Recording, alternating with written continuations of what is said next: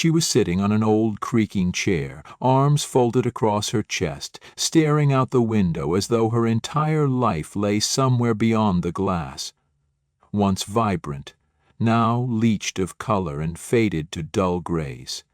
Her fair hair was shot through with a few silver threads. Her gaze had dimmed, like embers in an abandoned hearth.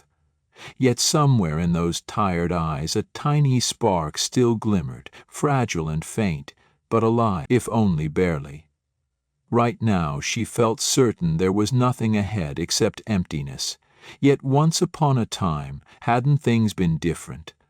Or was that a memory playing tricks on her? It's terrifying, so terrifying to look back on the wreckage of everything you've lost. Where do you find the strength to stand up again, square your shoulders, and keep moving forward when your soul whispers, "I can't take this anymore," and your mind echoes the same bleak refrain, your heart too weary to protest? Where do you search for answers, if even the right questions feel out of reach? Her name is Marie, an almost ironic name for a woman who no longer believes in miracles. She's middle-aged, carrying a lifetime's worth of burdens that weigh so heavily she wonders how her legs can still support her, and yet, if there's even the slightest chance at rebirth in this world, she needs to figure out how to grab onto it, though she has no idea how to begin. Marie first grasped that she had truly lost everything on a day when the sky weighed down with steel-glass clouds. It was as if nature was mourning along with her. Or maybe she was mourning with nature. At this point it was hard to tell who started first. She stood on the threshold of the apartment that had once been her haven, a place that smelled of vanilla candles and childhood memories. Now there was only cold, lifeless space, the walls blank and indifferent, stained with damp patches in the corners. "Sometimes things go this way," said a man in a suit, his tone flat and matter-of-fact. "All the paperwork is signed. This place isn't yours anymore." Marie had no words. What could she say? There are no words for that instant when everything you knew vanishes into bureaucratic language and official stamps. She felt something snap inside her, resonating like a string stretched to its breaking point. Behind her stood Linda, a friend holding a large umbrella so the rain wouldn't drench Marie's hair. "Let's go," Linda said gently. "You can stay with me for a while. There's a couch, at least." Marie only nodded, as though her tongue were glued to the roof of her mouth. Her heart pounded so hard it made her ears ring, each beat echoing with the knowledge that her life had collapsed like a house of cards. What was there to say? Almost simultaneously came another blow. The company where Marie had worked for ages dissolved overnight. No job, no home, nothing. Complete devastation. Linda tried to comfort her, whispering, "Hang in there, it'll be all right," but Marie wanted to scream that she didn't believe it anymore. She just didn't have the energy to speak. Living in Linda's cramped studio felt like salvation and imprisonment all at once. On one hand, Marie was grateful. She had a roof over her head, and not everyone gets that kind of help. On the other, she was plagued by the feeling of being a burden, powerless to change her situation. At night she lay there, unable to sleep, listening to the steady drip from a worn-out faucet. Drip, drip. And wondering, is this my life now? Drips and 4 unfamiliar walls? One afternoon, Linda brought home cheap but mercifully hot coffee in a to-go cup. "Here, drink up while it's still warm. Are you holding up?" Marie shrugged. "Not great." "Any luck finding a job?" Linda asked. "Everywhere wants someone young, tech-savvy, with fresh energy," Marie muttered bitterly. "And me? I'm just nobody." Linda gave her a sympathetic look. "That's not true. Maybe you can try something entirely different, learn a new skill, move into a new field. I know it sounds crazy, but—" "Start from scratch?" Marie gave a wry laugh.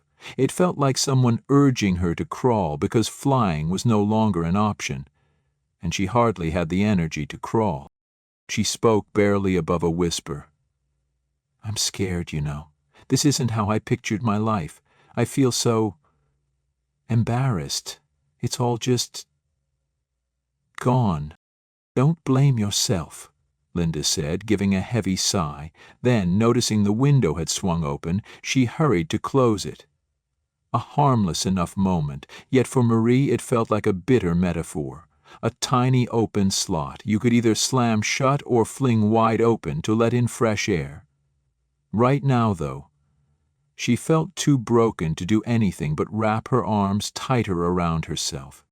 At night, restless dreams haunted her. A long corridor with a flickering light, endless locked doors, keys nowhere to be found. She knocked on each door, no one answered. In the distance she heard a soft whisper, "You can do it, if only you dare." She'd bolt awake, breathing hard, her heart racing so loud it felt like it might burst. Where did these disturbing images come from? Were they some sort of cosmic warning to find a door that would finally open? One morning, once Linda left for her job, Marie took a long look in the mirror at the tired woman staring back at her. She decided to reach out to an old acquaintance, Jenny, who ran a tiny flower shop. Maybe Jenny was hiring. Even if it was menial, it might distract her from the swirling emptiness. "Marie, hi!" Jenny exclaimed when she recognized Marie's voice over the phone. "Things have been slow around here. People aren't really spending on flowers these days, but come by, let's talk." Marie changed into the nicest clothes she had left. The clouds outside were a dull, heavy gray, threatening rain. In the shop, she was greeted by the odor of damp soil and the tang of exotic buds. Jenny offered a nervous smile. "I'm barely managing right now," she admitted, arranging a row of potted plants. "I'd love to hire you, but I honestly can't afford it. I'm sorry, Marie. There's just no revenue." Marie nodded, fighting back tears. Another dead end, another door slammed shut.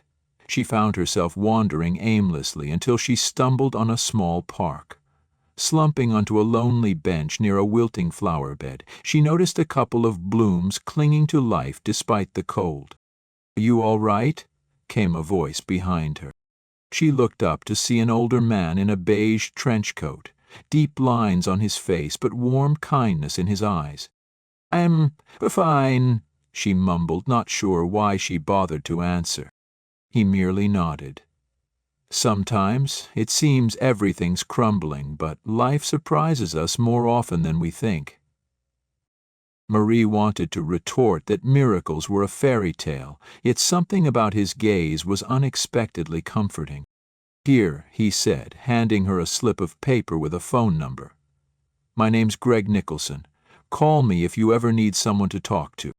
It felt silly. Why would she call a random stranger? Still, she slipped the paper into her pocket without tossing it away. Sometimes a quiet gesture is all you can cling to. Days passed, drawn out and shapeless, like cold syrup trickling from a spoon. Yet Marie began to notice small, hopeful details. The lilac bush under Linda's window that had just burst into bloom. The way morning sunlight occasionally broke through the clouds. For the first time in weeks, she felt something like a faint flutter of curiosity. She still browsed the job listings, sending in resumes, receiving no responses. Then one day, she found a post announcing volunteer openings at a local community arts center. "Age doesn't matter," the listing insisted. "We just need people eager to help." "Volunteering, no pay," Maria muttered to herself. "But maybe it'll keep me occupied." She remembered how, in her younger days, she loved organizing events, assisting with charitable projects. Back when life had a certain spark. Perhaps that spark wasn't entirely lost. So she went to the community center, a wide-open lobby that still smelled of fresh paint. Young people rushed around, chatting excitedly about upcoming activities, while Marie hovered by the door, feeling out of place. At the reception desk, a 50-something woman with big glasses and bright red lipstick gave her a welcoming smile. "Hi, I'm Gail. You're here to volunteer. Wonderful." Just like that, with hardly any questions about her background or old job, she was in. Marie breathed a small sigh of relief. Finally, she was needed somewhere again.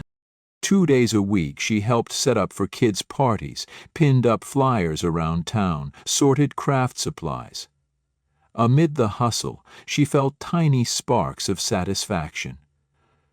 Maybe she wasn't so useless after all.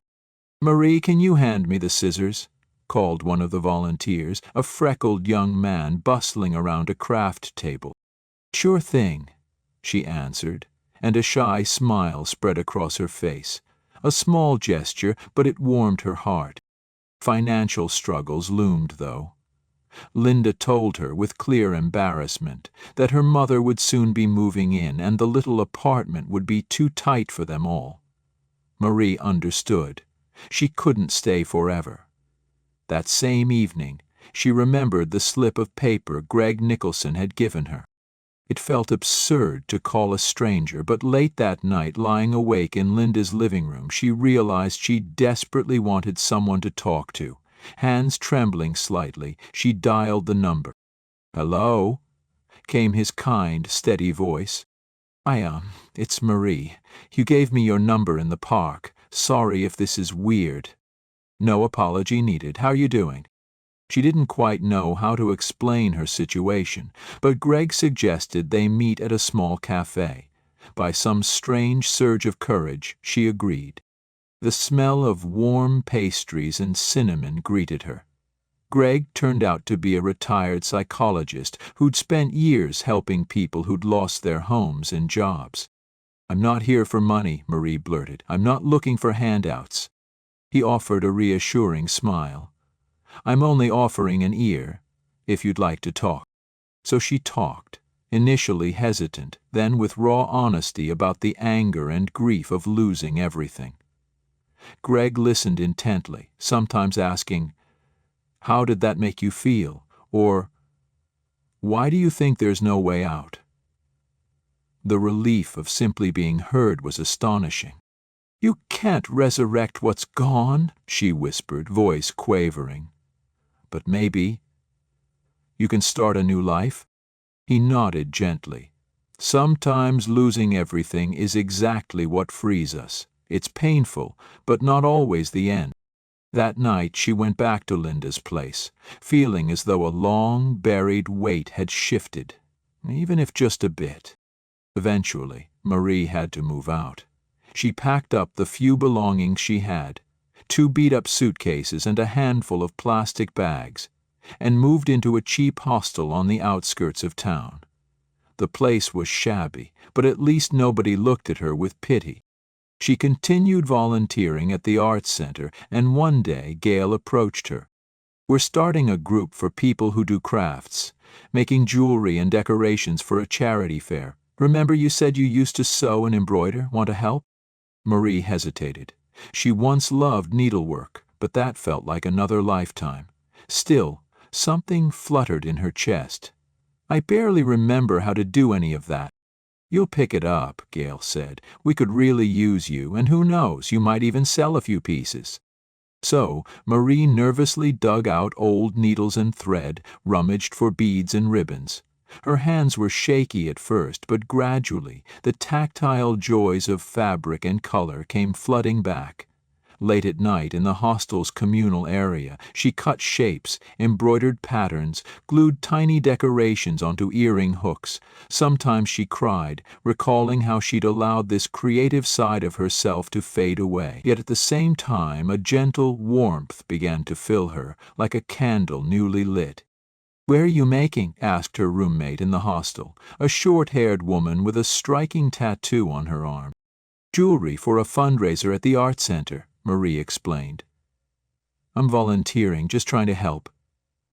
"It looks amazing," her roommate said, holding up a pair of handmade earrings. "I'd totally buy these. How much?" Marie blinked. "I'm not selling them. These are for the center. You should sell them. You've got a serious talent." The remark planted a seed in Marie's mind. Could she really sell her crafts and earn a little money? She confided in Gail the next day. "Do you mind if I make some extra pieces for personal sales?" she asked timidly. "Of course not," Gail replied, enthusiastic. "We even have some basic marketing workshops if you want to learn about online selling." So Marie started an online page to display her handmade items. Simple bracelets, beaded earrings, embroidered pins. She had almost no budget, but for the first time in months her spirit felt alive. Then she got her first few orders. Small, but real. She nearly cried when a customer paid enough for one of her bracelets to cover a few nights' stay at the hostel, plus dinner.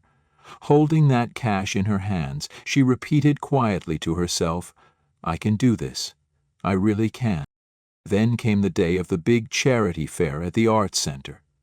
Artisans and crafters from all over set up booths, displayed paintings, sold handmade goods. Marie had a tiny table covered with her earrings, brooches, and bracelets. She was so nervous her fingers wouldn't stop trembling.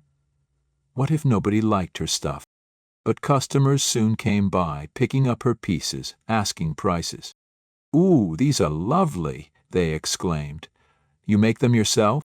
"Yes," Marie managed, a mix of pride and dread in her stomach. By day's end she'd sold half her stock, far beyond her expectations. Gail clapped her on the shoulder. "Look at that. Fantastic. By the way, I have a friend who runs a craft boutique in another city. Could I pass along your info? She's always looking for new artists." "Really?" Marie's eyes welled up. I don't know if I can handle a big volume." "You'll manage," Gail said with a wink. "You've already proven how strong you are." Standing in the bustling hall, full of chatter and music, Marie realized she wanted to live. Truly live, not just drift through existence. The single worst thing that had happened to her had somehow become the start of a new path. She was even invited on stage for a volunteer recognition ceremony. Hearing her name, Marie stepped forward, receiving a simple printed certificate. And to her, it might as well have been a golden trophy. Inside, her heart sang with quiet triumph. In the following months, Marie saved up enough to rent a modest room from an elderly lady at a reasonable cost. The big problems weren't magically solved. Her debts still loomed, her monthly earnings were modest. But she no longer felt worthless. An old acquaintance got in touch. "Hey Marie, I'm opening a coffee shop and want some handmade art on the walls.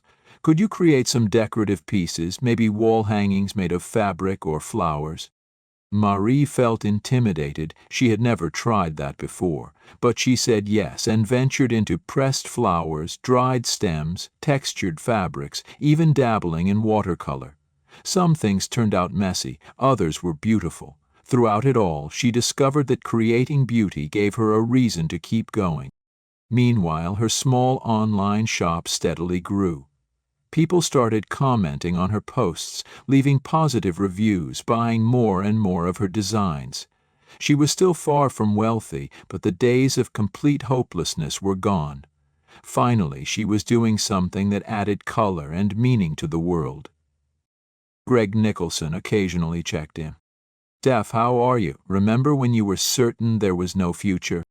Marie found herself laughing.